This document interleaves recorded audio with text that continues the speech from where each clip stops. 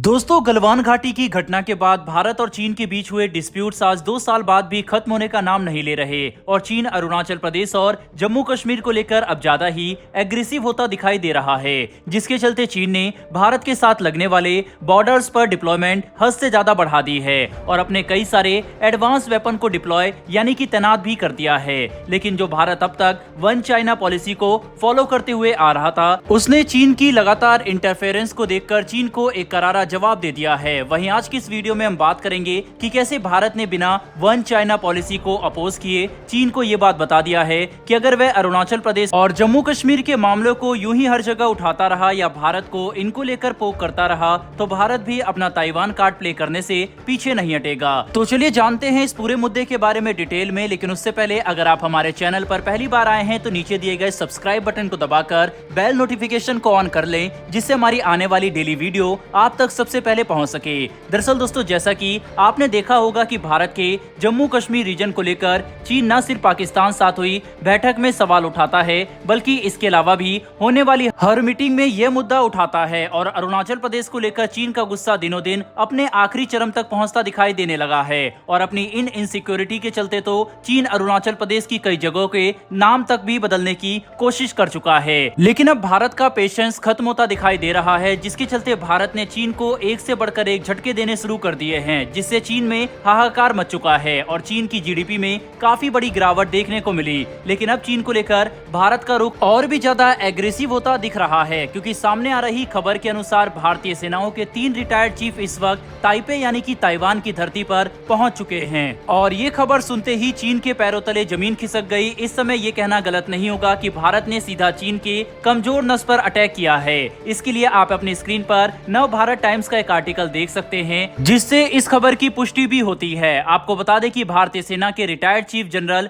MM Naravane, farmer air force chief RKS Bhadauria और retired नौसेना chief admiral Karambir Singh इस समय ताइवान की राजधानी ताइपे में हैं। ये तीनों रिटायर्ड चीफ कैटागलम फोरम की तरफ से ऑर्गेनाइज 2023 में हो रही इंडो पैसिफिक सिक्योरिटी डायलॉग के लिए वहां पर गए हैं। माना जा रहा है कि ये तीनों वहां पर भारत को रिप्रेजेंट करने पहुंचे हैं। लेकिन सवाल तो ये है कि अपनी सेनाओं के तीनों रिटायर्ड चीफ को वहां भेजकर भारत की सरकार आखिर क्या प्लान कर रही है। दरअसल दोस्तों, ताइवान जो कि चीन का एक कट्टर दुश्मन है और भारतीय सेनाएं जिसको चीन अपनी सबसे बड़ी चुनौती मानता है, ऐसे में जब ये दोनों मिल जाएं तो फिर ड्रैगन की टेंशन का बढ़ना लाजमी है। यही हुआ भी जब पिछले दिनों भारत की तीनों सेनाओं यानी कि जल, थल और वायुसेना के पूर्व मुखिया ताइवान की राजधानी ताइपे पहुंचे, जिनकी मौजूदगी से ही चीन परेशान हो उठा है। ऐसी आशंकाएं जताई जा रही है कि इन तीनों ने ताइवान में एक बंद कमरे में मीटिंग भी की है, जिसके चलते पता चलता है कि इन तीनों पूर्व चीफ के ताइवान जाने की इनसाइड स्टोरी कुछ अलग ही है। ताइवान में इन तीनों पूर्व चीफ्स को ताइवान के विदेश मंत्रालय की तरफ से कैटागलन फोरम में इनवाइट किया गया था। इन तीनों के साथ ही सेना और नौसेना के 2 और पूर्व अधिकारी भी थे।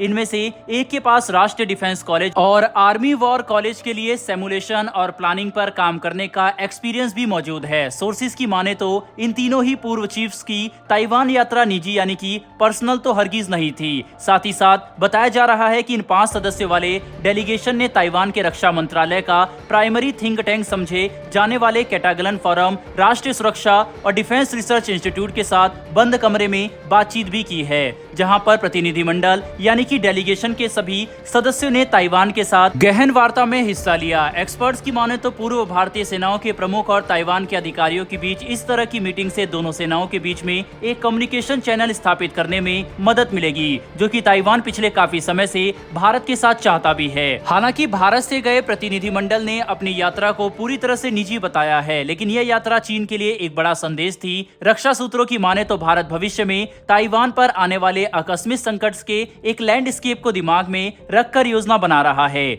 जिसमें चीन की तरफ से फुल स्केल पर हमला शुरू करने की आशंका है। ये बात भी खास है कि तीनों पूर्व भारतीय सेनाएं प्रमुखों का ताइवान दौरे की चीन की सोशल मीडिया पर काफी ज्यादा चर्चाएं हैं और इसी चर्चा के चलते चीन काफी परेशान है, क्योंकि इस समय उसके दोनों दुश्मन एक साथ मिलकर किसी योजना पर काम कर रहे हैं और इसके चलते चीन भारत पर कोई सवाल भी नहीं उठा सकता, क्योंकि ये तीनों चीफ रिटायर्ड हो चुके हैं और उठाए गए सवालों सवालों पर भारत साफ हाथ खड़े कर सकता है, लेकिन दोस्तों ये तो हम सब जानते हैं कि तीनों चीफ का वहां पर एक साथ मौजूद होना कोई इत्तेफाक नहीं है, बल्कि भारत सरकार की कोई योजना है। लेकिन अब ये देखना दिलचस्प होगा कि ये दोनों मिलकर चीन के खिलाफ आखिर क्या प्लान कर रहे हैं। बहरहाल दोस्तों इस वीडियो में इतना ही, लेकिन आपके हिसाब से जिस तरह से लगातार चीन भारत के जम्मू कश्मीर और अरुणाचल प्रदेश में हस्तक्षेप करता रहता है, क्या भारत को भी ताइवान कार्ड खुलकर प्ले करना चाहिए या फिर नहीं? अपनी राय कमेंट बॉक्स में लिखकर जरूर बताइएगा। साथ ही हमारी आने वाली डेली ऐसी वीडियो के लिए चैनल को सब्सक्राइब कर बेल नोटिफिकेशन अवश्य दबा लें।